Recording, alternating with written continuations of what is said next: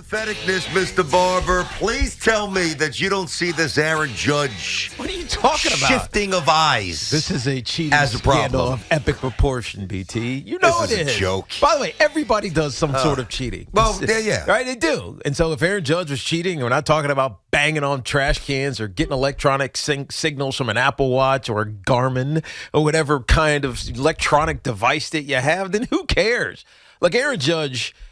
by the way, Jay Jackson, you might not want to throw 84-mile-an-hour slider 7 pitches in a row. I don't think it was 7, but whatever it was. I think it was 6. 6 pitches in a row. I'm just looking at it. 6 sliders. No, they were all sliders, BT. I thought there was one that he kind of snuck in sliders, there. 83 to 85 miles per hour, 6 in a row. That is what it is. But even if that's not the case, Aaron Judge first of all, he's iconic. He's an MVP. He's one of the best players in baseball. Yeah, he's battled some injuries this year, but he still has 10 home runs, and he mashes it if you're going to, again, tip him and give the 6 straight sliders in a row. But the thing that bothers me about everybody's interpretation of this is, why are we bothered by everybody's interpretation of this? If Aaron Judge is cheating, and maybe he was. He's not cheating. This feels to me like the old school way of cheating. Runner gets on second base. He's looking down at the catcher. Catcher's throwing signals. They can't do that anymore because obviously a pitch comp. It's throwing down signals. He tugs on his belt buckle or, grabs his left jock strap, whatever it is, to tip off the batter. This is akin to that. It's been going on in baseball for eons, since the beginning of the game. You're trying to find any edge that you can. And if your pitcher or the catcher or the first baseman, whatever it is Aaron Judge is looking at, is tipping something off, take advantage of it. He'd be stupid not to. So I don't mind if Aaron Judge was actually cheating. Then he spends 35 seconds trying to come up with an excuse. Oh, yeah, those guys were tripping in the dugout. And, I actually totally believe that. Maybe he was. It might be plausible. But even if he was cheating, why the hell do we care? Oh, I don't care Let at him all. Get away with it, I man. don't care. I honestly don't care. Now, if he gets one in the ear hole tonight, we might care. God forbid. No, well, I wish he was a fighter. That's the only thing. Well, if he got one in the ear hole for that level of quote-unquote cheating, he'd go destroy whoever's pitching. Well, these teams have been pretty chirpy. Remember this whole stuff with Manoah last year with Garrett Cole? Manoah, he's just not pitching well. All right, so here's how I see it.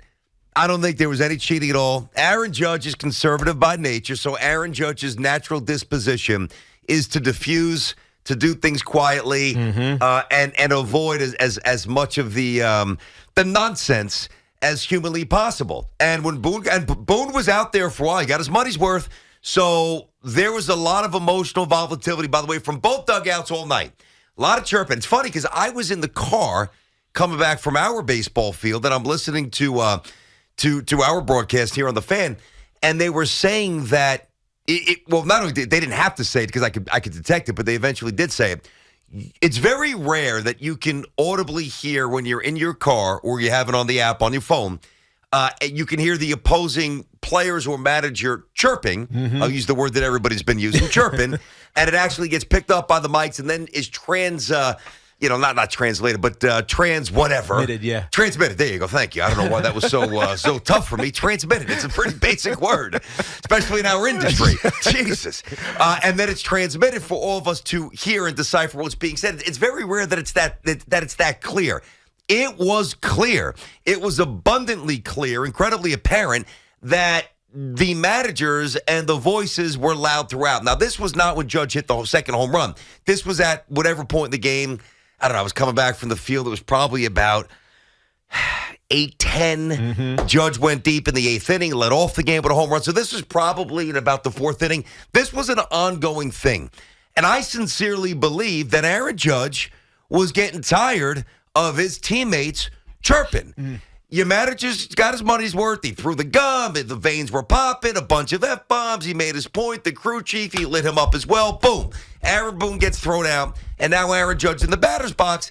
And I sincerely think Aaron Judge was bothered by his teammates, whomever it was, or coaches, still pursuing it after his manager made the point and they were up by a bunch of runs. I honestly believe that. So you're saying he's just trying to be a leader of his team. Yes, as quietly and as without any sort of combustibility as humanly possible. Yeah, but because the reality is this series is charged. Oh, there's no doubt, and especially Manoah, who got knocked out of this game, but after what he said last offseason, and then Garrett Cole started to walk on the field a little bit. Exactly. My money's on Manoah in that situation, though. For the record, he looks like he was hoping to come out. It was, Cole kind of just like, I'm good, man. Let me stay back here. We appreciate the effort. Exactly. Nice job there, Cole. Now get back in your home. Because of the charged atmosphere of the Yankees and the Blue Jays, who are fighting, really for, and it's only the third spot right now because the Rays and the Orioles have got such great starts. The charged nature, Aaron Judge is trying to just settle everybody down. We're winning. Yes. We don't stop the nonsense. That's what I believe. There's no need to create something that's going to be lasting for the rest of this series or disruptive to us trying to win this game in this series. That's exactly what I believe. So he's just trying to calm down by looking. Yeah. By looking. Because he's one of the few people, certainly on that team, that when he shoots you a look, because he doesn't say much, he walks quietly, carries a big stick, he watches his words, he's a great player. Again, he's not, incredibly rah-rah. He's not emotionally all over the place. He's like a lot like Derek Jeter in that regard. And Jeter had the ability to shoot a look or to do something that was subtle, and his players took a cue. And I honestly believe now. Can I be wrong? Sure. I mean, maybe Judge is the biggest cheater in the game. I don't think that's the case. I think that's exactly what happened last night. All I'm saying, BT, trying to get his guys to be quiet. Is it we call it cheating because we want to malign somebody. Hey, he's cheating. Or he's just trying to find his advantage. I'll give you a football example. All right. Right? If a running back always lines up at 8 yards when it's a run play, and he only lines up at 6.5 to 7 when it's a pass play, and you just see it consistently. By the way, we do that. Running backs do that. And so, and you know this, and you just kind of peep it out, you know it's a running play? Yeah. That's not cheating. But that's not a good example. It is a good example. I'm going to tell you why it's not. And I appreciate the thought, but it's not a good example at all because I'm going to use you. You're in the backfield. You're playing Philly. Instead of 6.5, you're 7, or instead of 6.5, you're 7. Okay. You're trying to conceal it from a tactical point of view, but you're not going out of your way to flash signs to make sure the Eagles don't see it.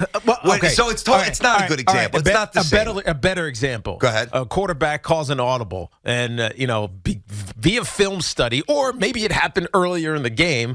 Linebacker sees the audible. He gives him the gun sign, which is usually a slant, right? So he gives him the gun sign. Linebacker's like, he just signaled something to that wide receiver. I already saw this before. I know this is coming. Yeah. And he runs out underneath the slant and picks it off. Is that cheating? No, that's astuteness. That's being mentally engaged and intelligent. And what did he do? And perceptive. What did he do? He used his eyes.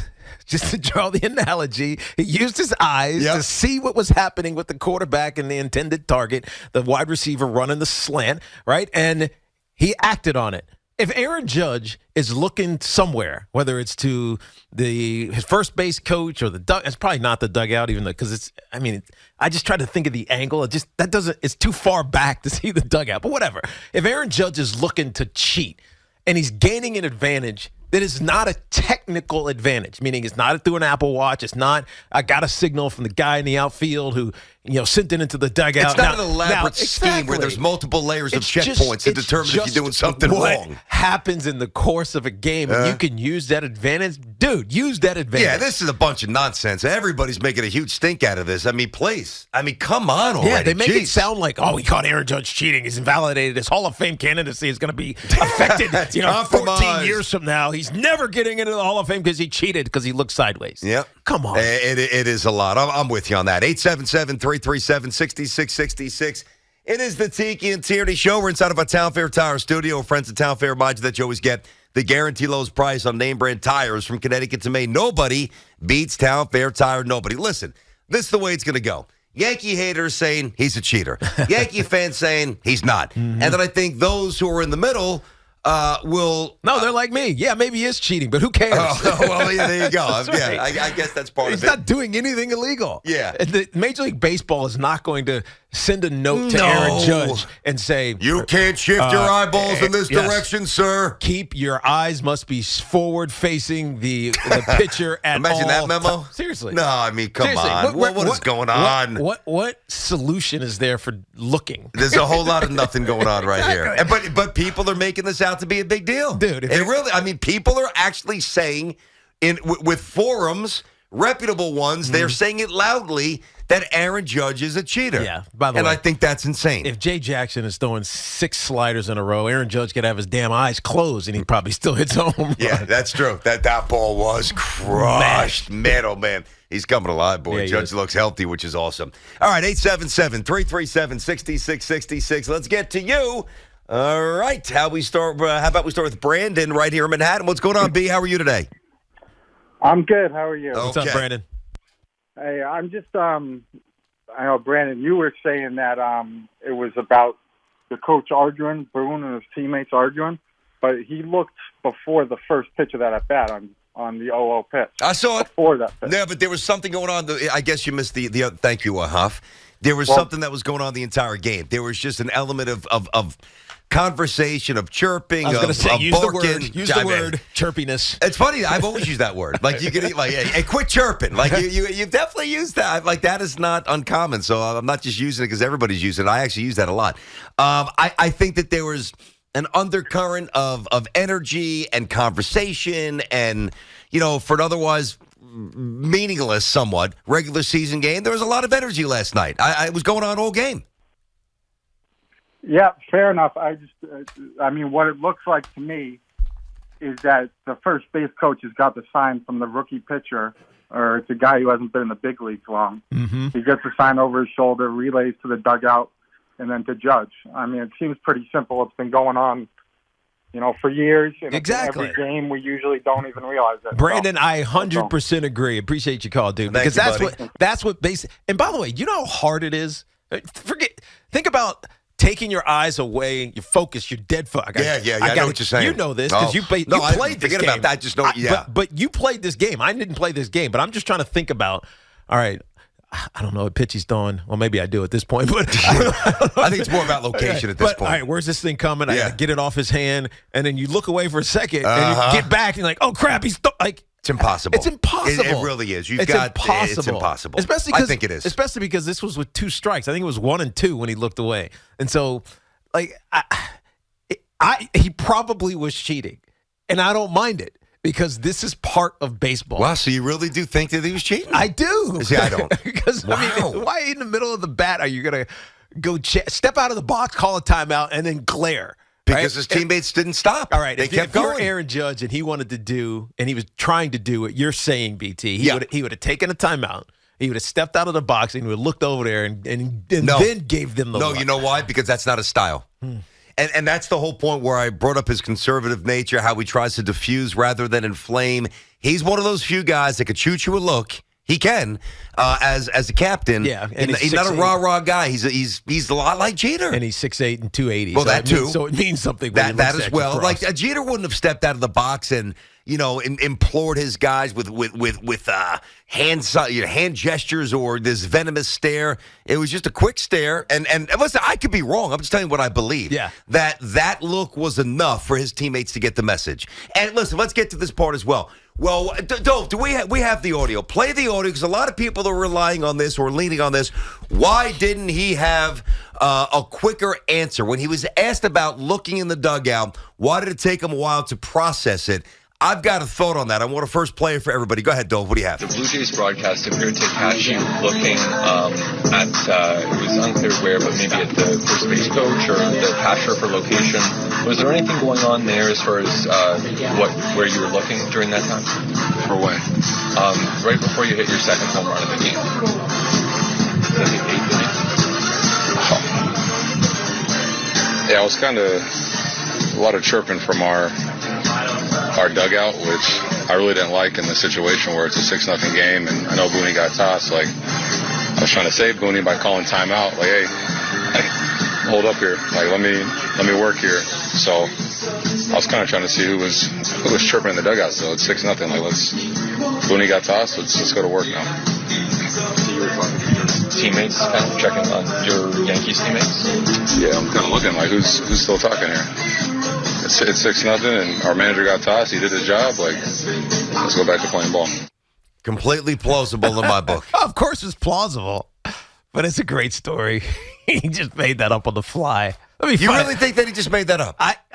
I just don't think he can look that far right and have an impact. I think he was looking at something else. And I think he was distracted. And by the way, I don't care what it was. I really don't. I know. I got you. But I think that. Yeah, I don't care either. I should probably say that. If he was doing, I don't care either. Yeah.